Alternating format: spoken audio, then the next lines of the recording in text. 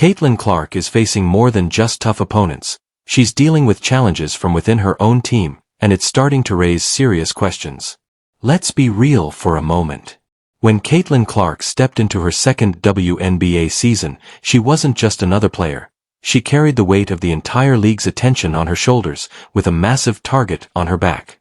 After a record-breaking rookie year where she led the league in assists and averaged 19.4 points per game, expectations for 2025 were sky-high. But instead of building on that momentum, the Indiana Fever have looked inconsistent and, at times, completely out of sync. And when you dig deeper, the issues become impossible to ignore. Today, we're breaking down 5 players whose impact, or lack of it, has played a role in holding Clark back, starting from number 5 and working our way to the most concerning situation. Number 5, we have Sydney Coulson. When the Fever brought her in on February 5, 2025, the idea seemed simple. Add a veteran presence to guide the younger roster and stabilize the locker room. On paper, she checks all those boxes. But, on the court, it's been a completely different story. Across 28 games, she's averaging just 2.5 points, 0.8 rebounds, and 2 assists in under 11 minutes per game.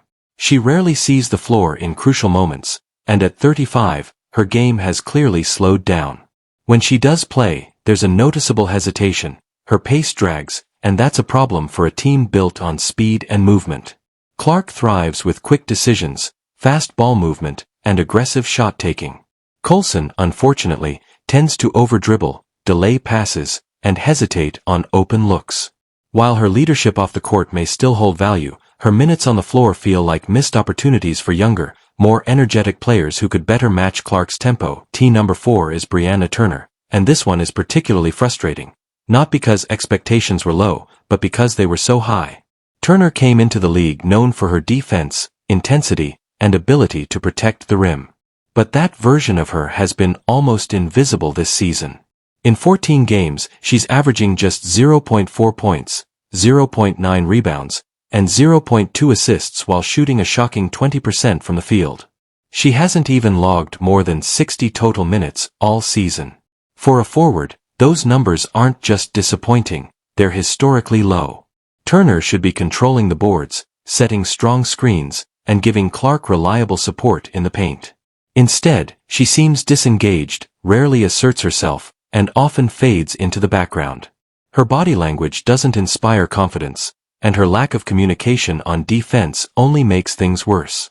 For a team trying to maximize every second Clark is on the floor, those minutes feel completely wasted.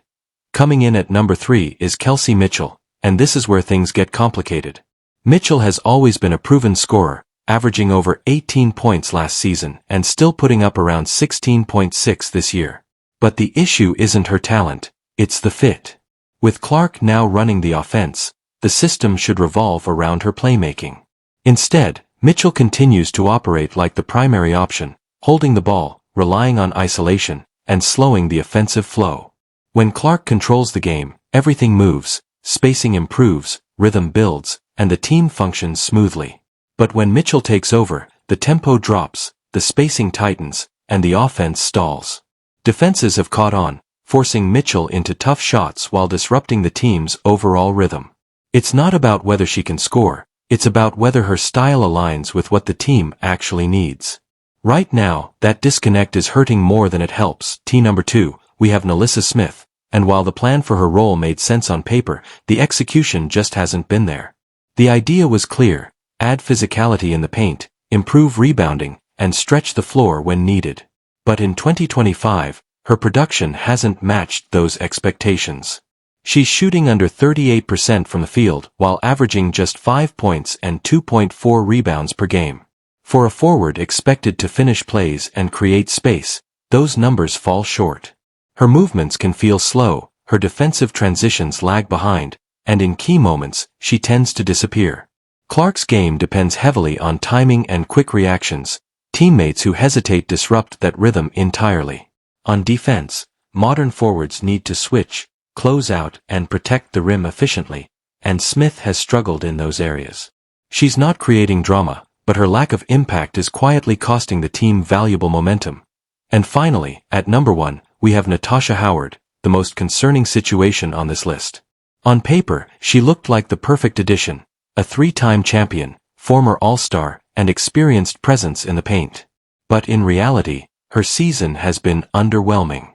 She's averaging 11.6 points, 6.8 rebounds, and 1.4 assists, which might seem solid at first glance, but her efficiency tells a different story, shooting under 41% from the field. For a player operating close to the basket, that's a major red flag. Missed layups, inconsistent finishes, and a lack of aggression in pick-and-roll situations have become common. Clark needs reliable teammates who can finish plays and stretch defenses, and right now Howard isn't providing either. Defensively, the drop-off is just as noticeable. Howard was once known for her versatility, able to guard multiple positions, react quickly, and shut down opponents. But now, her explosiveness seems diminished. She's getting beaten off the first step, reacting late on rotations, and struggling with footwork. Opposing guards are targeting her in defensive schemes, which shifts pressure back onto Clark. And beyond performance, there's an energy issue. Watch closely, and you'll see the difference. Less urgency, less communication, and a noticeable lack of engagement compared to Clark, who constantly motivates her teammates, even when sidelined. That contrast matters. This creates a bigger problem for the Fever. Howard wasn't brought in as a role player. She was expected to be a key piece alongside Aaliyah Boston. Instead, her presence has started to feel like a roadblock. She's taking minutes that could go toward developing younger, more active players, those who run the floor, cut with purpose, and match Clark's pace. In transition, even small delays, those half-second hesitations, can kill opportunities. And unfortunately, those moments are happening too often. Right now, Howard represents a larger issue within the system. Slow decision-making, inconsistent output, and a mismatch between expectations and results. Clark needs teammates who are ready to shoot, ready to move, and ready to support her vision. She needs communication, energy, and reliability. And this season, that hasn't consistently been there. For Indiana, this is a defining moment. They have one of the most talked-about players in the sport, a growing fanbase, and a strong foundation with Clark and Boston. But hype alone doesn't win games. Building a contender requires smart decisions, cutting what doesn't work and investing in what does. If they don't adjust, they risk wasting Clark's prime years. The formula isn't complicated. Surround her with players who match her pace, protect her on the court, and elevate the team's overall basketball IQ. And there are examples already on the roster. Lexi Hull fits seamlessly into the system. She moves well, defends hard, and contributes without needing constant touches. Sophie Cunningham brings energy, toughness, and presence, even without being the top scorer. Meanwhile, Michaela Onyenware is showing promise with her hustle, rebounding, and effort in limited minutes.